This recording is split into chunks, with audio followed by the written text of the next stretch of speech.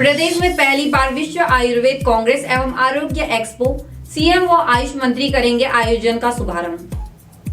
राहत के साथ नियम भी सख्त। आवास नीति के तहत सरकार से मिले आवास 5 साल तक बेच नहीं सकेंगे लाभार्थी।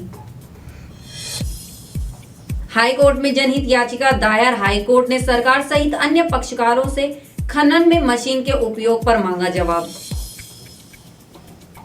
कैबिनेट का बड़ा फैसला। सहकारी समितियों में 1 लाख से अधिक निष्क्रिय सदस्यों को मिलेगा मत का अधिकार।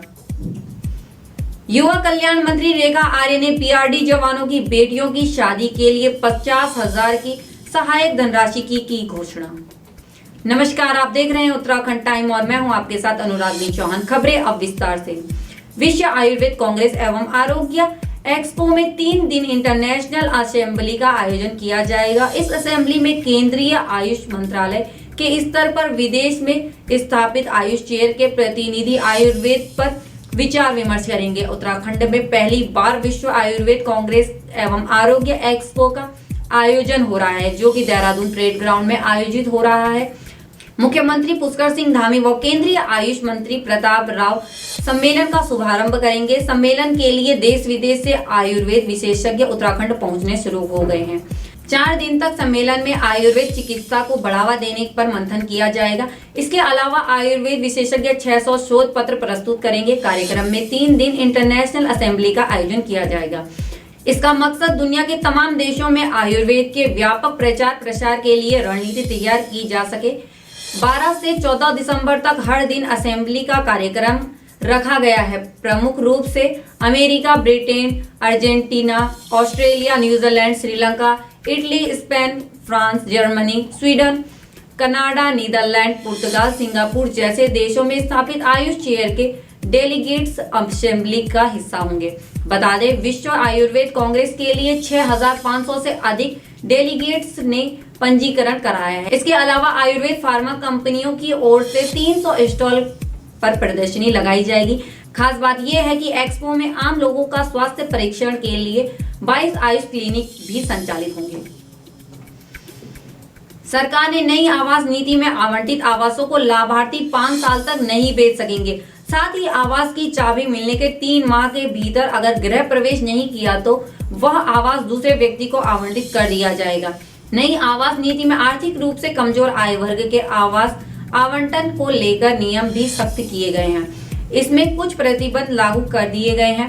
आवास को जहां तक संभव होगा परिवार की महिला सदस्य के नाम से आवंटित किया जाएगा और आवंटित आवास का पोजीशन प्राप्त होने से 3 माह की अवधि में आवास में प्रवेश न करने पर लाभार्थी का आवंटन रद्द कर प्रतीक्षा सूची के लाभार्थी को दे दिया जाएगा।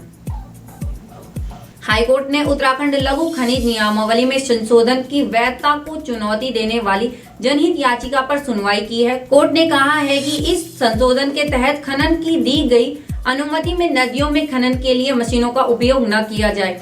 कोर्ट ने सरकार सहित अन्य पक्षकारों को 4 सप्ताह में जवाब दाखिल करने के निर्देश दिए हैं और कोर्ट ने मामले की अगली सुनवाई के लिए 8 जनवरी की तिथि नियत की है। बता दें, याचिकाकर्ता ने हाईकोर्ट में जनहित याचिका दायर कर कहा था कि राज्य सरकार ने लेटर ऑफ इंटेंट धारकों को पिछले दरवाजे से प्रवेश दिया है, जो ड्रेजिंग नीति की आड़ में खनन कार्य करने के लिए संबंधित एजेंसियों से अनुमति प्राप्त करने में असमर्थ है। यह अनुमति तभी तक रहेगी जब तक संबंधित एजेंसियों में आवश्यक मंजूरी नहीं मिल जाती।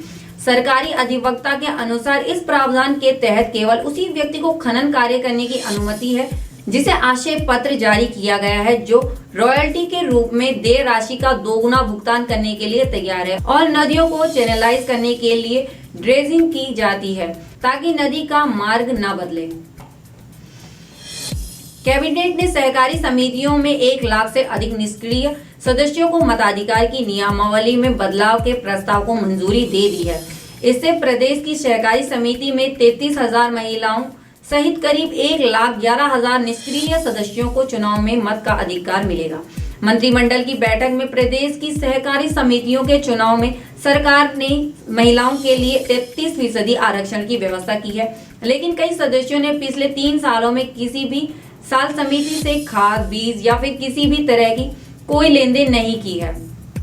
राज्य सहकारी समिति निर्वाचन नियमावली में नियम 12 ख में ऐसे सदस्यों को मताधिकार से वंचित किया गया था, लेकिन मंत्रिमंडल की बैठक में इस नियम में छूट के प्रस्ताव को मंजूरी दे दी गई है, जिससे 33,000 महिलाएं और 78,000 पुरुष सदस्य सहकारी समितियों के चुनाव में अपने मताधिकार का प्रयोग कर सकेंगे। पीआरडी यानी प्रांतीय रक्षक दल के जवानों की बेटियों की शादी में अब सरकार 50,000 रुपए की सहायता देगी। वहीं सेवानिवृत्त जवानों के व्यावसायिक प्रशिक्षण के लिए भी जल्द एक केंद्र शुरू किया जाएगा। बता दें, युवा कल्याण मंत्री रेखा आर्य ने पीआरडी के स्थापना दिवस पर आयोजित कार्यक्रम में इसकी घोषणा की है।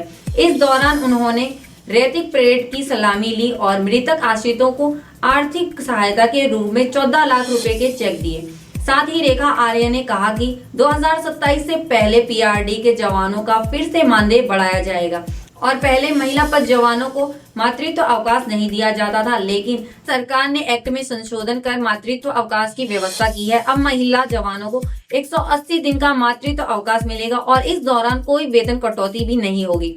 पीआरडी जवानों के बच्चों को छात्रवृत्ति भी दी जाएगी। बाकी की तमाम खबरों के लिए बने रहे हमारे साथ उत्तराखंड टाइम पर। धन्यवाद।